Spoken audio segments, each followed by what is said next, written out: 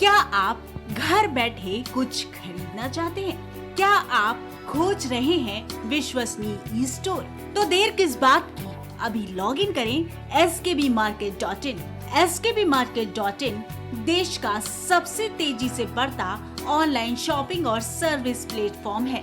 आपके skbmarket.in से अब तक 3 लाख से ज्यादा संतुष्ट ग्राहक जुड़ चुके हैं। हमारा उद्देश्य न केवल उत्पाद बेचना है, बल्कि आत्मनिर्भर भारत का निर्माण करना है। हम अपनी ई सेवा गतिविधियां यानी ऑनलाइन व्यवसाय को अब अंतर्राष्ट्रीय स्तर पर पहुंचाने जा रहे हैं। skbmarket.in, शॉपिंग सुकून के साथ। कुछ भाव पुष्प। आप देख रहे हैं प्राइम टीवी, सच साहस सरोकार।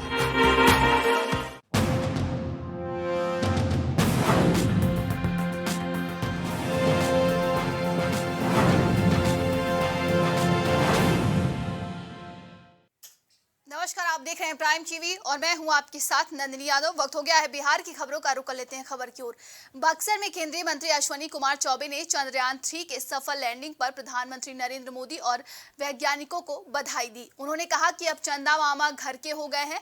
प्रधानमंत्री के नेतृत्व में 9 सालों में अंतरिक्ष के क्षेत्र में जो काम हुए उसकी सफलता पूरी दुनिया देख रही है। हर भारतीय के लिए 23 अगस्त 2023 बुधवार का दिन अविस्मरणीय रहेगा। उन्होंने कहा कि चंद्रमा के दक्षिणी छोर पर पहुंचने वाला दुनिया का पहला देश भारत बन गया है।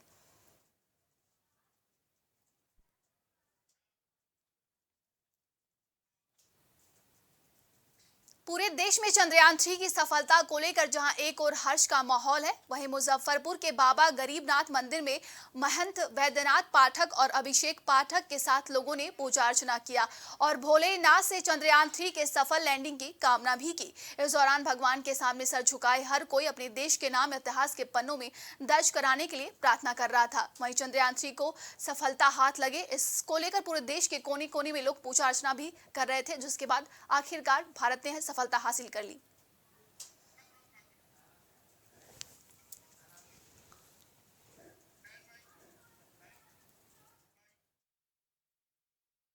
चंद्रयान जो लैंड कर रहे हैं, इसके खुशी में हम लोग आज बाबा गरीबनाथ के दरबार में हवन पूजा और यज्ञ किए हैं ताकि भारत हमारा विश्व गुरु बने। इस कामना से हम लोग हवन यज्ञ किए हैं और बाबा गरीबनाथ का, भोलेनाथ का कृपा बना रहे देशवासी पे। और सावन का महीना है और कुछ अच्छा ही होगा अपने देश के लिए। महादेव का ये कृपा है और जैसा संकेत है कि महादेव कुछ अच्छा ही सावन महीना में पूरे भारत को विश्व गुरु बना के, हम लोग जो कहते हैं गॉड गिफ्ट, वो गॉड गिफ्ट हमारे भारत को मिले, इस कामना से बाबा गरीबनाथ के दरबार में हम लोगों ने हवन किया है।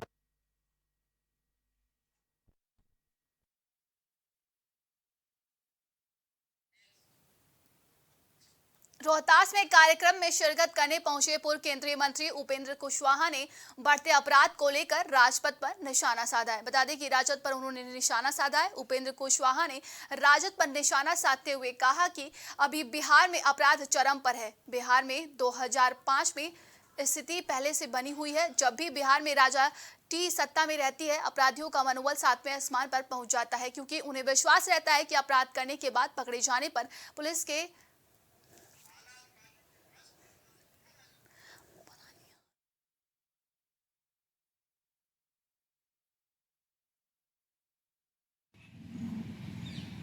राष्ट्रीय लोक जनता दल के राष्ट्रीय अध्यक्ष उपेंद्र कुशवाहा इन दिनों रोहतास जिले के डिहरी में आगमन हुआ था और उन्होंने एक संवाद को कार्यक्रम को संबोधित कर रहे थे।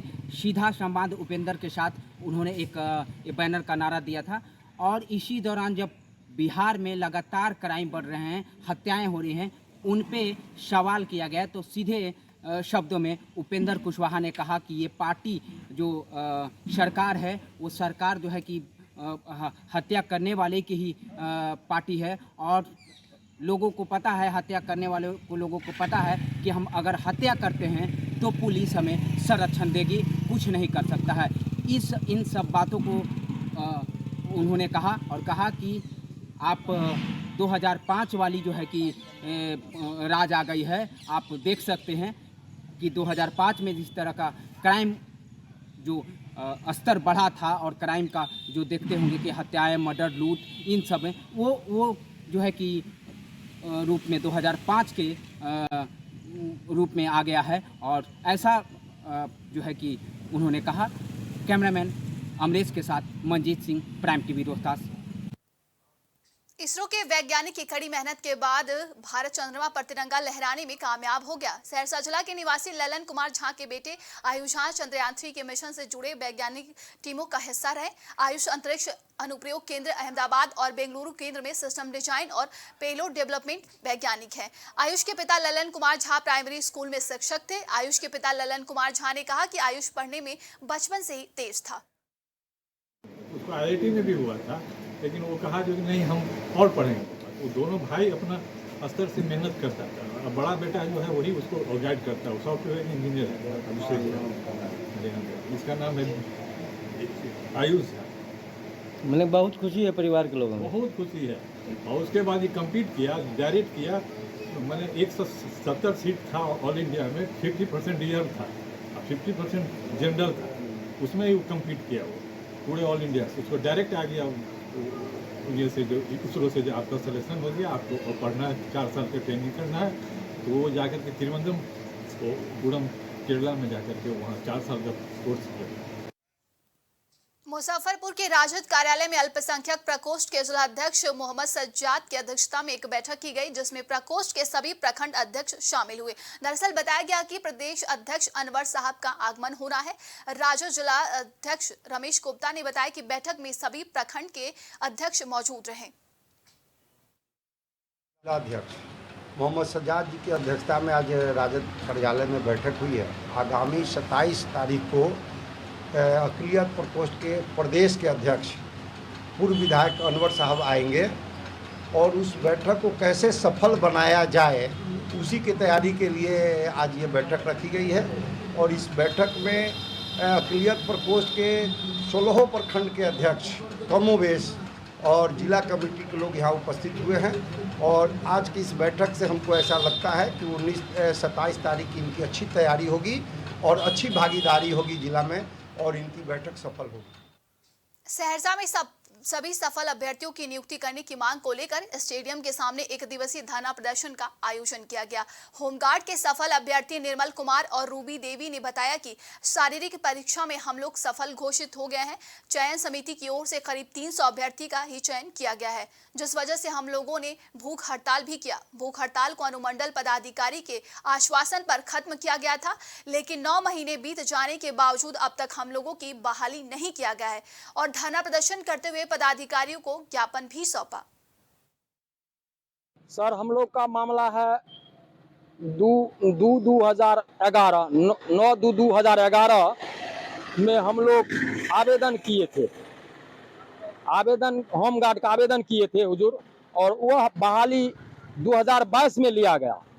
उस बहाली में काफ़ी समय के बाद हम लोग का इसी स्टेडियम में हम लोग शारीरिक दक्षता में सफल हुए। उस सफल होने के बाद हम लोग का सर मेगा सूची में नाम आया। नाम आने के बाद सर हम लोग को फाइनल सूची से वंचित कर दिया गया है। इसी के लेके सर हम लोग इससे पूर्व भी हम लोग जिला पदाधिकारी के समक्ष स्टेडियम में इससे बीती हुई वर्ष में हम लोग भूख हड़ताल किए थे। उसमें सदर SDO साहब आए थे, हम लोग को आश्वासन दिए थे कि आप लोग ऐसा मत कीजिए, आप लोग जब ये देश के सेवा के लिए करते हैं तो आप लोग आवेदन बनाइए, हमको दीजिए और जिला में दीजिए और जिला संवेदना में दीजिए। रुकते एक छोटे से ब्रेक के लिए बने रहिए हमारे साथ, देखते रहिए प्राइम टीवी।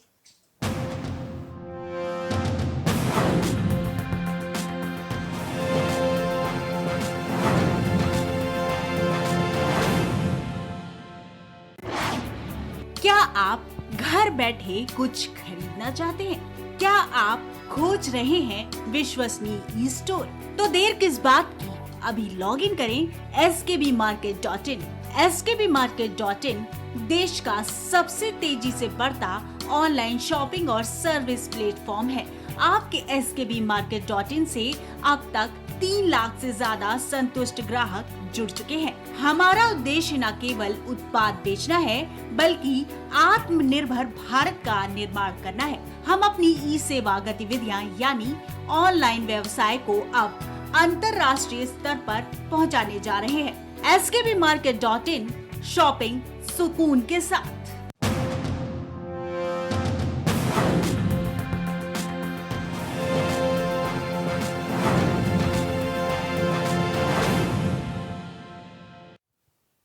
ब्रेक के बाद आप सभी का स्वागत है। बढ़ते हैं खबर की ओर। नालंदा में चंद्रयान 3 के चांद पर सफल लैंड की खुशी दिखाई गई है। युवाओं ने बीच सड़क पर पटाखे, गुलाल और मिठाई खिलाकर एक दूसरे को बधाई दी। इस मौके पर समाज सेवी सुनील कुमार ने कहा कि हमारे भारतीय इतिहास के सुनहरे अक्षरों में लिखा जाएगा। 140 करोड़ जनता की दुआ रंग लाई।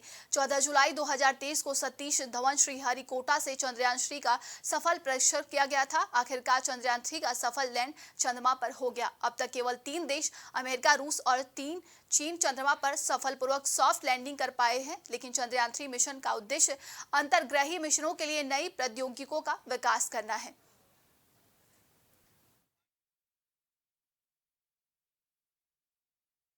आज बहुत खुशी का पल है कि 14 जुलाई 2023 को सतीश धवन अंतरिक्षयान श्रीहरिकोटा से चंद्रयान 3 का जो प्रक्षेपण किया गया था, आज सफलतापूर्वक 23 अगस्त को सफलतापूर्वक उसका चंद्रमा पर लैंडिंग हो चुका है। इसके लिए हम इसमें लगे सभी वैज्ञानिक को हृदय धन्यवाद देते हैं और देश की जनता को बधाई देते हैं। ये हमारे लिए बहुत खुशी का पल है।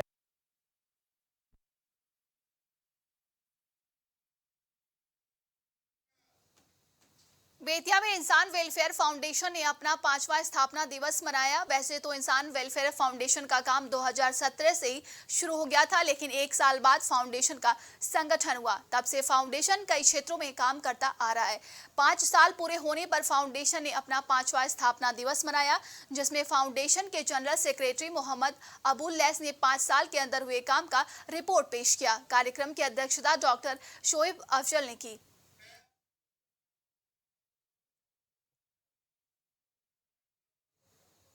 बाढ़ में गायब युवक गणेश कुमार की बरामदगी को लेकर ग्रामीणों ने मुख्य सड़क को जाम कर दिया। इस दौरान यातायात बाधित हो गया है।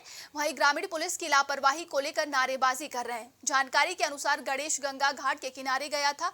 इसके बाद से वो लापता है। पुलिस को भी सूचना दी गई, लेकिन अब तक कोई कार्रवाई नहीं की गई है। सड़क पर लकड़ी की सिल्ली रखकर सड़कों को जाम कर दिया गया है। मामला था कि कल 7:30 बजे गंगा जी नहाने गया हो। कौन गया था? मेरा भतीजा। ये क्या नाम है उनका? गणेश कुमार। हाँ, तो क्या नहाने गया था। कुछ दिन पहले मतलब आपस में हल्का फुल्का झगड़ा हुआ, तो 5-6 आदमी मिलके उसको गंगा जी खींच के लेके गया और उधर जान मार के फेंक दिया। तो अभी तक प्रशासन कुछ नहीं कर रहा है। आपको क्या लगता है क्या हुआ होगा? आपको क्या फेंक दिया? कैसे लिखित शिकायत कहीं दिए हैं? हाँ, थाना में दिए हैं।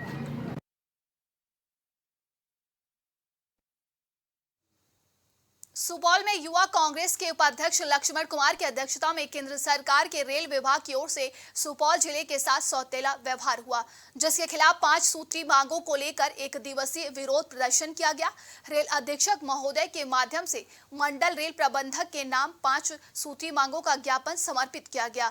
वहीं लक्ष्मण कुमार झा ने विरोध प्रदर्शन के माध्यम से मांग किया कि रेल विभाग अविलंब अपने घोषणाओं के अनुसार ट्रेन में बोगियां बढ़ाकर जल्द से जल्द चलाए।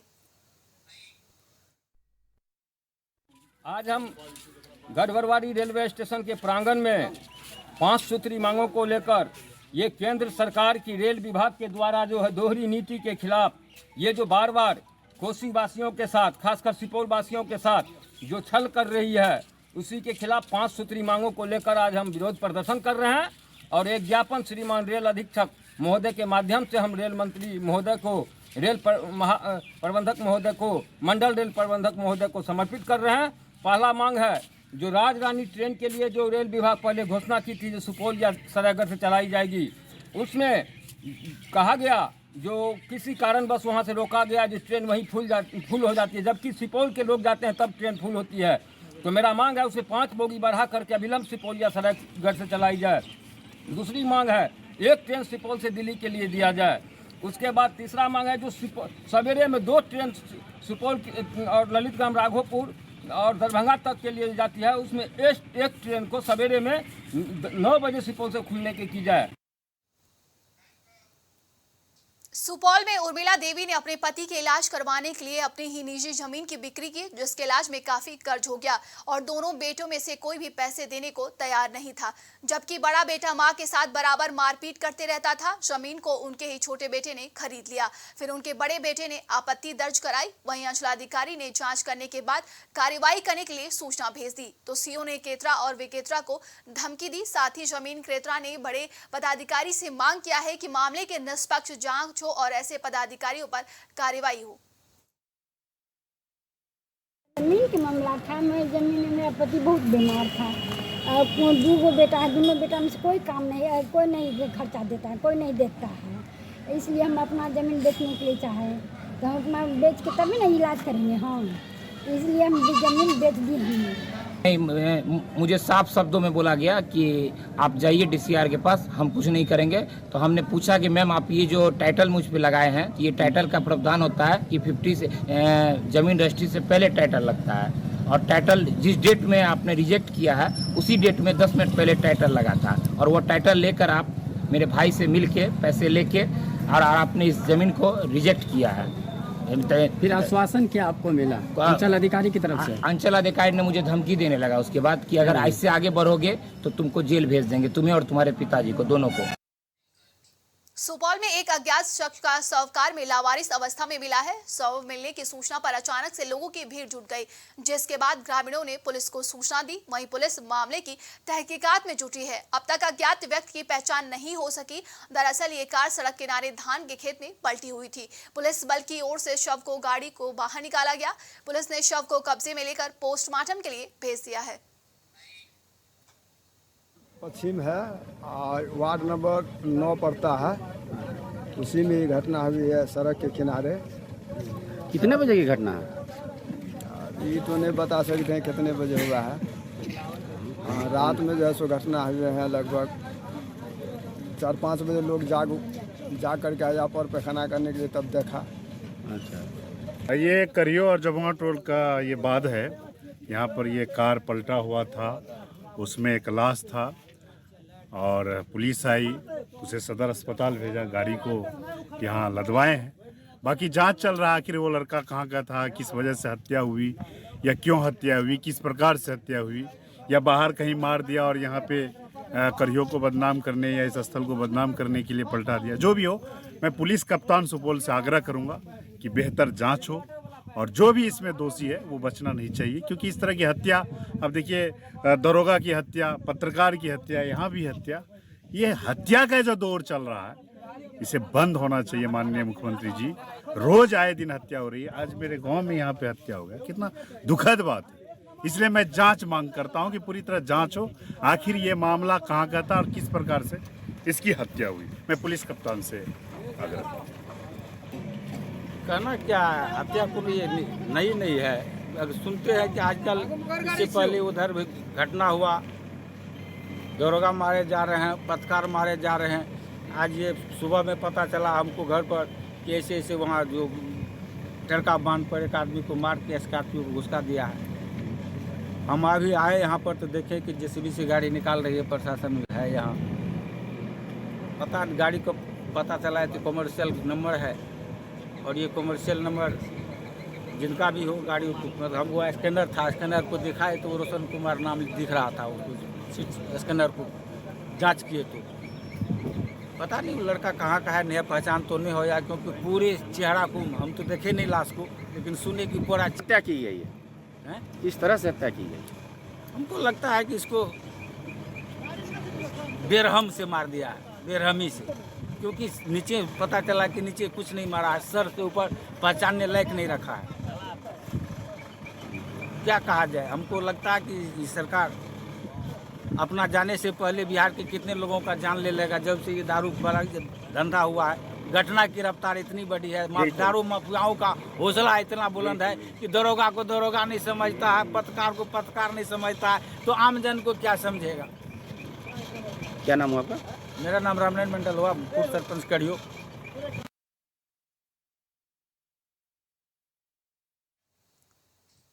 लिए बिहार की खबरों में बस इतना ही। देश और दुनिया की तमाम खबरों के लिए देखते रहिए प्राइम टीवी।